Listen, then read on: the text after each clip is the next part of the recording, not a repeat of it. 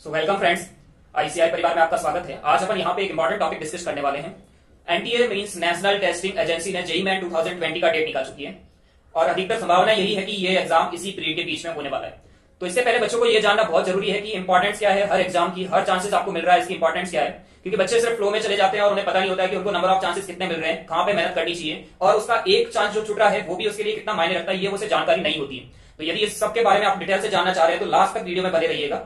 देखते हैं अपन की नंबर ऑफ अटेम्प्ट्स कितने पॉसिबल है एक लड़के के लिए, कितना अलाउ करते हैं। पहले ये लिमिटेशन नहीं थी, लेकिन जब से ये 2018 एंड में और 2019 फर्स्ट एग्जाम में ये 2 टाइम्स एग्जाम का सिनेरियो शुरू किया है, मींस जनवरी एंड अप्रैल का, तब से ये भाई बना दिया है कि आप लिमिटेड चांस ही अप्लाई कर सकते हैं।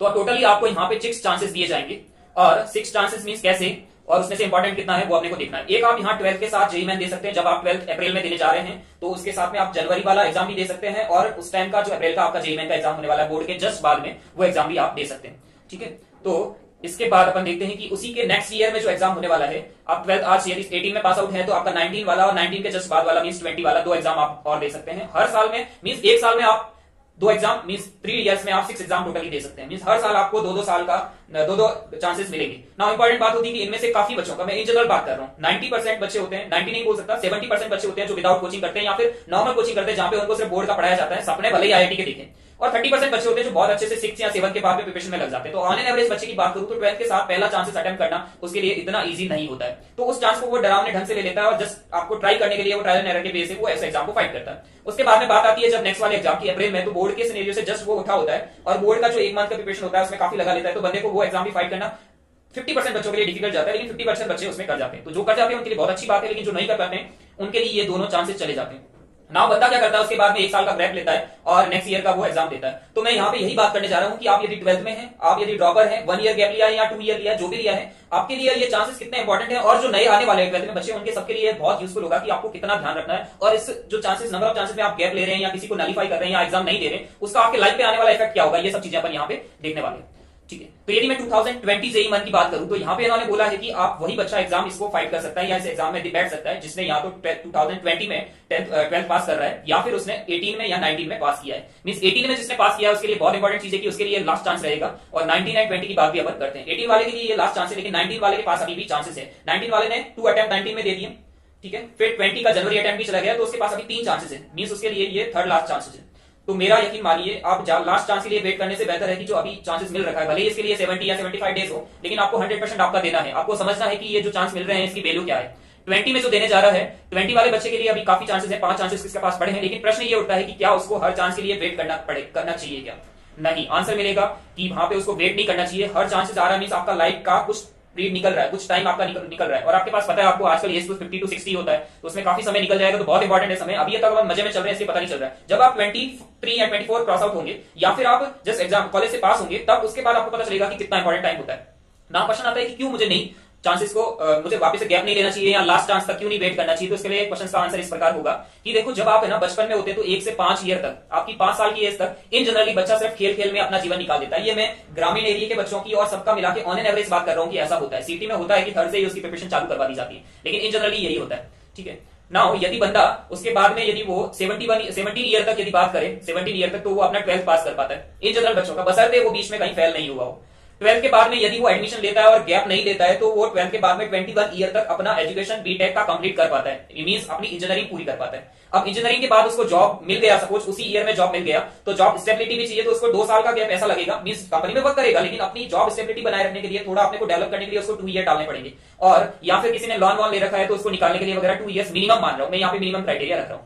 इसके बाद में यदि वो 23 ईयर्स का बंदा हो जाता है, तब कहीं जाके 23 ईयर्स प्लस होता है, तब बंदा ऐसा बोल सकता है कि वो फाइनेंशियली इंडिपेंडेंट बना है। तो वहां से उसका लाइफ की जर्नी आगे की शुरू होती है, जब उसको घर वाले भी फोर्स करते हैं कि भाई अभी शादी के लिए हो जाओ। या फिर ये बात मैंने बताई है, जो एवरेज बच्चा सिस्टमेटिक वे से ढंग से पढ़ा है और उसने गैप कोई नहीं लिया है, हर जगह उसने मेहनत से पढ़ाई की है, उस बंदे की बात है। लेकिन यदि मैं बात करूं कि किसी बंदे ने 1 साल का गैप लिया है तो उससे इसका इफेक्ट क्या होगा, तो 1 साल का जिसने गैप लिया है उसकी एज हो जाएगी 24 प्लस पे, वो सक्सेसफुल होगा अपने पायदान पे, बशर्ते इंजीनियरिंग में उसने बहुत अच्छे से पास किया हो। लेकिन यदि इसी में 2 साल का गैप ले ले तो यही 25 प्लस हो जाती है, और जो कि बहुत रिस्की काम होता है। मैं 2 साल का गैप लेने के लिए बच्चों को बिल्कुल अलाउ नहीं करूंगा, लेकिन उनके लिए हाँ, जिनको बहुत पता है कि कुछ बहुत सीरियस मिस्टेक से उन्होंने ऐसा किया और उनको जुनून है कि नहीं मुझे करना ही है, तो उनके लिए अलग से वीडियो बनाऊंगा कि कौन बच्चे इसके लिए जा सकते हैं।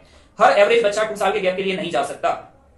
ठीक है। उसके बाद में कुछ लोग ऐसे होते हैं जो 1+1 ईयर का क्यों बोला, क्योंकि फेलियरिटी भी हो सकती है, हर टाइम सक्सेस मिले ये जरूरी नहीं है। किसी ने 1 साल का गैप लिया और उसके बाद में भी उसका जेईई में सक्सेसफुल नहीं रहा और उसने प्राइवेट कॉलेज में एडमिशन ले लिया ना, प्राइवेट कॉलेज से निकलने के बाद में भी उसको जॉब नहीं लगी और 1 साल के लिए उसको वेट करना पड़ा। उस कंडीशन में भी उसकी एज होती है वो 24+ समथिंग कुछ एज चली जाती है, या फिर 25+ एज चली जाती है। और कुछ बच्चे ऐसे भी होते हैं जिनको 2 ईयर्स का गैप लेना पड़ता है। तो लास्ट वाली दोनों कंडीशन को मैं बिल्कुल ना करूंगा। तो आपको समझ में आ रहा होगा कि इंपॉर्टेंस क्या है इस गैप की और बच्चे को इसके लिए जाना चाहिए या नहीं जाना चाहिए। तो अभी मैं बोल रहा हूं जितना टाइम तुम्हारे पास अवेलेबल है अभी से ही जाग जाओ, जेईई मेन के लिए जुट जाओ और बहुत मेहनत के साथ तैयारी करो, तभी तुम्हारे लिए हेल्पफुल होगा। अदरवाइज बाद में सिर्फ वो बोलेंगे, हिंदी में कहावत है ना, अब पछताए वो तो क्या जब चिड़िया चुग गई थी, वैसी कंडीशन हो जाएगी। तुम बाकी को सब लेक्चर्स देंगे लेकिन तुम्हारा टाइम निकल जाएगा। हम यहाँ पे हेल्प कैसे करेंगे, आईसीआई इंदा करियर इंस्टीट्यूट पे जाके आप सब्सक्राइब कर सकते हैं। हम यहाँ पे आपको इस मुकाम को हासिल करने में आपकी मदद करेंगे। मैंने यहाँ पे बहुत सारे वीडियो अपलोड कर रखे हैं जहां पे आपको कॉन्सेप्ट भी मिलेंगे, डिफरेंट एनालॉजी भी मिलेगी कि ग्राफिकल मेथड से या शॉर्ट ट्रिक से कैसे किसी क्वेश्चन को सॉल्व किया जाए, जो कि जेईई मेन और एडवांस के लिए बहुत बहुत इंपॉर्टेंट है। उसके साथ ही डिटेल सिलेबस भी मैं वहां पे कवर अप करने वाला हूं।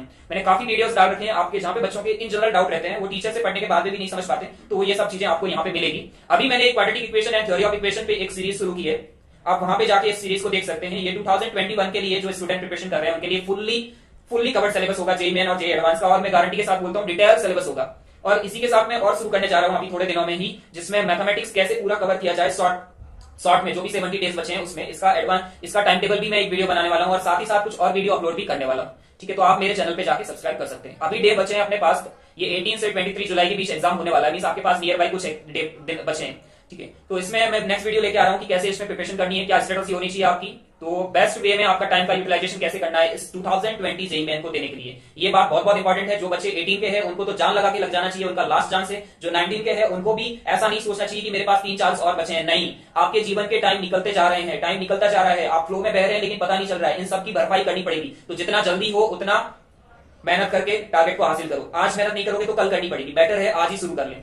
तो ये बात है 2020 जो एग्जाम दे रहे हैं उनका सेकंड चांसेस है, मींस वो 12th के साथ एग्जाम दे रहे हैं, उनके लिए बहुत अच्छी बात है कि वो इस एग्जाम को बहुत स्ट्रिक्टली दे और जितना उन्होंने बोर्ड में पढ़ा है उसके साथ ही थोड़ी और मेहनत करें, वो कर पाएंगे। तो ये था आपका लेक्चर के बारे में। मेरा लेक्चर का उद्देश्य यही था कि आप इस बात को सीरियसली लें कि आपके पास बहुत कम चांसेस हैं। प्लीज इस चीज को ध्यान से समझे कि जीवन में आपका जो एक एक समय निकल रहा है, एक एक क्षण निकल रहा है, बहुत इंपॉर्टेंट है और मायने रखेगा। उन सब चीजों की आपको भरपाई करनी पड़ेगी at the end. So thank you so much, मिलते हैं नेक्स्ट वीडियो के साथ। प्लीज सब्सक्राइब अवर चैनल इंदा करियर इंस्टीट्यूट।